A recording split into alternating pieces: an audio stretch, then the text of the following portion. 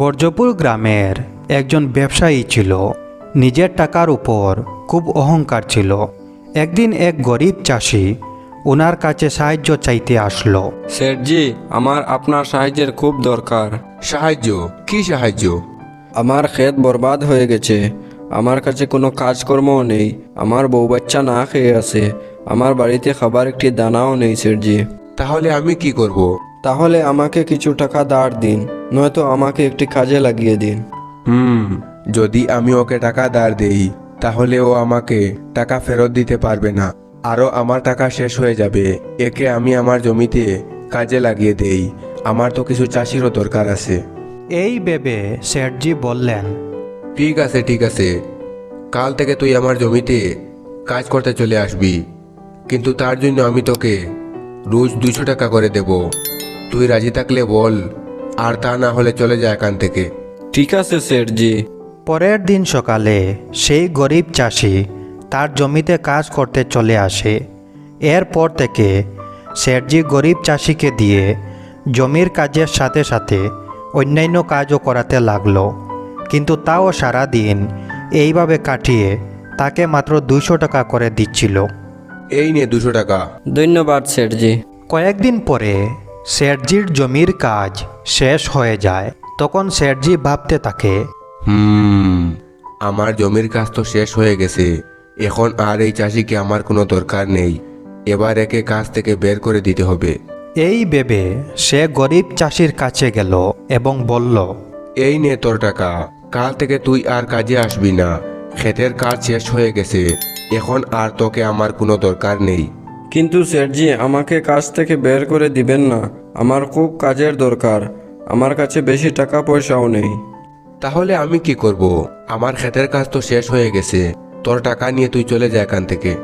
এই বলে সে গরিব চাষিকে কাজ থেকে বের করে দিল। পরের দিন সকালে সেই গরিব চাষি শেঠজির বাড়ির বাহিরে এসে বসে থাকল। শেঠ তাকে সেখানে দেখে অবাক হয়ে গেলেন এবং জিজ্ঞেস করলেন, তুই এখানে? কাল তোকে আমি বের করে দিয়েছি, তুই আবার কেন এখানে এসেছিস? শেঠজি, আমাকে কাজ থেকে বের করে দিবেন না। আমার টাকার খুবই দরকার। আরে আমার কাছে তোর জন্য কোনো কাজ নেই। শেঠজি তাকে গালিগালাজ দিয়ে সেখান থেকে তাড়িয়ে দিলেন। কিন্তু পরের দিন সকালে ওই গরিব চাষি আবার শেঠজির বাড়ির বাহিরে এসে বসে থাকে। এই দেখে শেঠজি তাকে জিজ্ঞেস করেন, তুই আমার বাড়ির বাইরে কি করছিস? নমস্কার শেঠজি, আপনি পারেন আমাকে কাজ দিতে। দয়া করে আমাকে একটি কাজ দিন। আরে আমার কাছে তোর জন্য কোনো কাজ নেই, যা এখান থেকে। আগে আমাকে আপনি 200 টাকা করে দিতেন, এখন আমাকে 100 টাকা করেই দিন, কিন্তু আমাকে কাজে রেখে নিন শেঠজি। তোর মাথায় কিছু ঢুকে না নাকি? আমি কি বলছি, যা এখান থেকে, এখানে আর আসবি না। কিন্তু পরের দিন সকালে সে আবার শেঠজির বাড়ির বাহিরে এসে বসে থাকে। পরে কয়েকদিন ধরে এরকমই চলতে থাকে। শেঠজি বিরক্ত হয়ে তার থেকে ছাড় পাওয়ার জন্য একটা উপায় বের করলো। এই গরিব চাষিটা তো আমার পিছনেই ছাড়ছে না। 2-3 দিনের জন্য শহরে ঘুরতে গেলে কেমন হয়? এই ভেবে শেঠজি পরের দিন গরিব চাষি আসার আগে নিজের পরিবারের সাথে শহরের দিকে রওনা দিল। আর তারপর কয়েকদিন কেটে যাওয়ার পর সে শহর থেকে ফিরে আসলো। আর এই দেখে খুবই খুশি হয় যে এখন আর চাষি তার বাড়ির বাহিরে আসে না। এভাবে কয়েকদিন কেটে যায়। আর তার কিছুদিন পর ব্যবসায়ী ভাবে, কি এমন হলো যে এতদিন পার হয়ে গেল আর এই চাষিটা আমার বাড়ি আসছে না? চাষিটার এমন কি হলো? কোনো কাজ পেয়ে গেল নাকি অন্য কিছু? আমার খোঁজ নেওয়া উচিত।